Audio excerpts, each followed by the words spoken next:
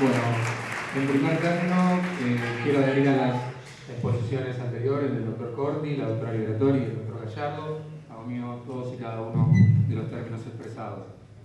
En segundo lugar, quiero hacer un agradecimiento a todos los amigos, colegas, compañeros de trabajo del fuero y fundamentalmente a mi esposa, que me acompañaron durante el trance de este proceso, que han subido horas, noches, charlas, y más de una noche sin dormir tipeando en una computadora.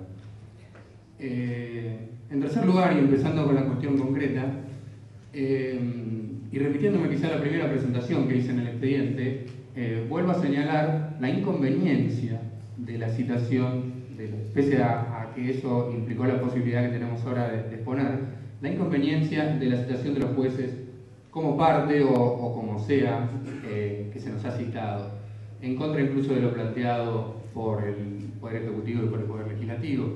Y ello por cuanto, en función de lo que yo planteé en ese primer escrito, nosotros teníamos causas que estaban en trámite y necesariamente íbamos a tener que volcar opiniones sobre el contenido de fondo de esas causas que teníamos en trámite, como de hecho ha ocurrido en este momento. Las circunstancias del caso que me ha tocado y la extensión que tuvo este proceso en virtud de la incorporación de la legislatura, etcétera, etcétera, a mí me permiten en este momento zafar, porque de ese compromiso, digamos, de adelantar criterios, de hablar de un expediente que a su vez tengo en trámite, en el marco de otro proceso, porque bueno, dado que los actores en el expediente que me tocó intervenir, que eran legisladores electos por la Ciudad de Buenos Aires, asumieron sus cargos el día 10 de diciembre, el expediente en el que me tocó intervenir agotó su objeto y así fue declarada una sentencia que está firme, con lo cual esa sentencia no proyecta hoy ningún tipo de efecto jurídico sobre toda esta cuestión. Así lo ha señalado la legislatura en su demanda y el señor fiscal general en su dictamen, con lo cual mis consideraciones fundamentalmente van a ir dirigidas a la demanda del Poder Ejecutivo. Tal como dijo la doctora Liberatori, me parece que una de las cuestiones centrales en este proceso es que no se presentan claramente los supuestos que viabilizan la existencia de un conflicto de poderes. ¿Por qué? Porque el primer presupuesto básico está dado por la invasión de competencias de un poder hacia otro y no el legítimo ejercicio de las propias, como ha sucedido en estos casos. El propio gobierno de la ciudad en su demanda cita un precedente de la Corte Suprema en el que se habría sostenido la Corte Suprema habría sostenido que lo atinente a las calidades de los magistrados para el desempeño de su ministerio es, como principio, cuestión que incumbe a los poderes públicos y no es debatible en juicio. Justamente eso es lo que aquí no ha sucedido. Ninguno de los jueces intervinientes ha invadido, entre comillas, avanzado o se ha arrogado facultades que son tanto del Ejecutivo como del Legislativo. Justamente este precedente de la Corte no es la situación que no se ha dado. En efecto, al resolver, en el caso que me ha tocado, García Tuñón y otros, me he limitado a hacer mi trabajo. Es decir, controlar los aspectos reglados expresamente de un procedimiento administrativo ante un incumplimiento que en principio afectaba de modo flagrante derechos subjetivos de quienes eran actores en ese expediente. ¿Cuál era ese procedimiento administrativo? El decreto 1620 del 2003, que regla el procedimiento previo que tiene que seguir el Poder Ejecutivo para formular una propuesta de candidato o candidata a cubrir una vacante del Tribunal Superior. Ese decreto, ese reglamento, establece clara y expresamente una pauta temporal para la competencia del Poder Ejecutivo. Expresamente se establece que las propuestas, que el procedimiento puede iniciarse dentro de los 60 días posteriores al cese de funciones del magistrado. Expresamente ese reglamento establece en qué casos ese procedimiento puede activarse antes del cese de funciones. Expresamente lo establece en el caso de los funcionarios que encabezan el Ministerio Público. Resultan evidentes las razones de esta autolimitación. Justamente evitar susceptibilidades o manejos de los tiempos como el que han sucedido en el caso.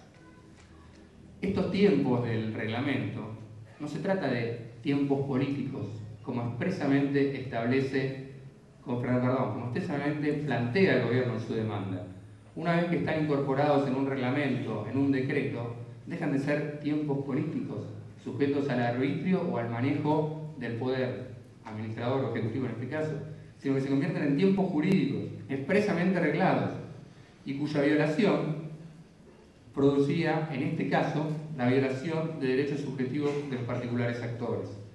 ¿Por qué producía en este caso? Quizá en otro caso, yo lo puse en la sentencia que dicté, quizá en otro caso esta violación no producía ningún efecto jurídico y quizá al no haber ningún agravio ni ningún particular afectado, quizá no hubiera habido caso y quizá la resolución hubiera sido distinta. Pero da la casualidad que en este caso el adelantamiento de los tiempos expresamente previstos en el decreto 1620 afectaba los derechos de los 7 actores. Los 7 actores eran 7 legisladores electos en las elecciones del 28 de junio. El adelantamiento del proceso implicaba que ellos no puedan participar de la decisión. Si el proceso se iniciaba en la fecha que correspondía, o sea, a partir del 1 de octubre, los tiempos que insumía el procedimiento, el reglamento, y los tiempos que insumía el proceso de la legislatura, todos expresamente arreglados, derivaban necesariamente en la intervención de estos diputados electos en esa decisión. Esto es lo que plantearon los sectores, un agravio concreto, puntual, un derecho subjetivo afectado. Hay caso, hay una violación al orden jurídico vigente y hay un particular, en este caso 7 particulares, que plantean la afectación ni siquiera de un interés, de un derecho subjetivo. Los derechos políticos y de representación ciudadana, son a la vez que obligaciones, son derechos de quienes han sido electos. Respecto de un reglamento similar a este, que en realidad es el que le dio origen, el 222 del 2003, que rige la órbita nacional para la postulación de candidatos a la Corte Suprema. Recuerden, para los que recuerdan cronológicamente, se dictó este decreto 222 del 2003 en la órbita nacional y al poco tiempo en la órbita de la ciudad se dictó el 1620, que es sustancialmente similar. Bueno, respecto del 222, el doctor Daniel Sapsay expresa que de este modo ha quedado las facultades presidenciales en materia de designación de los magistrados quedan esencialmente arregladas y sujetas a revisión judicial. Esto lo dice el doctor Daniel Sapsay. O sea, ningún jurista ni nada que proponga ideas revolucionarias o extremas. Y es más, el doctor Sapsay no solo postula esto, sino que además dice que también es reglado la revisión de determinados requisitos que establece ese decreto, al igual que el 1620. Léase los de idoneidad y compromiso con los derechos humanos. No es el caso, repito, que se dio en nuestros expedientes. Ningún actor planteó ni nadie resolvió respecto de estos requisitos que tiene que reunir el candidato. Pero el doctor Sapsay, autorizada doctrina, postula que también sería justiciable, tendría que ver cada caso, la efectiva concurrencia de estos requisitos. ¿Cuál fue la posición del gobierno de la ciudad frente a esta situación? Primero que nada, plantea la no justiciabilidad del procedimiento de designación de magistrados, de modo tajante. En toda su demanda llama la atención que el gobierno de la ciudad no cita ni una vez, no hace ninguna consideración al expediente Espiso. Expediente número 1. Lleva el número 1, es el primer expediente del Foro Contencioso Administrativo, en el cual le tocó fallar en primera instancia a mi colega el doctor Gallardo, que anuló la designación de la legislatura de rechazar la propuesta del doctor Espiso por vicios en el procedimiento. Ese fallo del doctor Gallardo fue confirmado por la Cámara y fue confirmado por el Tribunal Superior en términos contundentes, donde directamente se estableció, recogiendo antecedentes anteriores, la inexistencia de actos políticos no justiciables en la ciudad y la expresa revisibilidad judicial del procedimiento de designación de magistrados. Por supuesto, frente a un caso, frente a derechos afectados y frente a alguien legitimado para plantearlo.